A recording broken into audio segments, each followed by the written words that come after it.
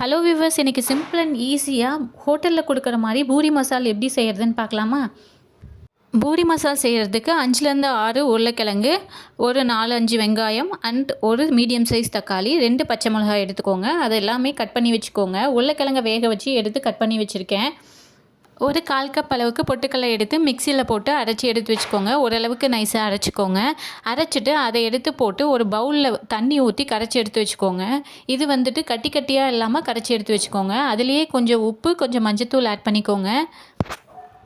Next puri masala செய்கிறதுக்கு ஒரு கடாயில் 1 இல்லைன்னா 2 டேபிள் ஸ்பூன் அளவுக்கு ஆயில் ஆட் பண்ணிக்கோங்க. ஆட் பண்ணிவிட்டு கடுகு, உளுத்தப்பருப்பு, கடலப்பருப்பு எல்லாம் போட்டுக்கோங்க. கடுகு பொரிஞ்சதுக்கப்புறம் நம்ம அரிஞ்சு வச்சுருந்த வெங்காயம் அதிலே ஆட் பண்ணிக்கலாம். வெங்காயம், கருவேப்பிலை, 2 பச்சை மிளகாய் ஆட் பண்ணிவிட்டு நல்லா வதக்கி விடுங்க.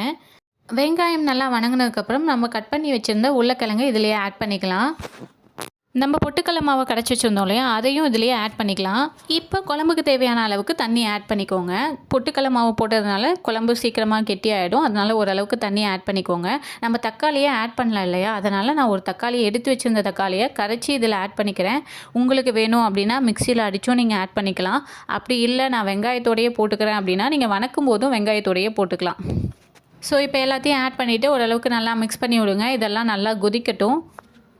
இந்த அளவுக்கு நல்லா சுண்ணதுக்கப்புறம் இறக்கிட்டீங்க அப்படின்னா கடையில் செய்கிற மாதிரி பூரி மசால் ரெடி. நீங்களும் ஒன்ஸ் இதை நெக்ஸ்ட் டைம் ட்ரை பண்ணி பார்த்துட்டு கமெண்ட் பண்ணுங்கள்.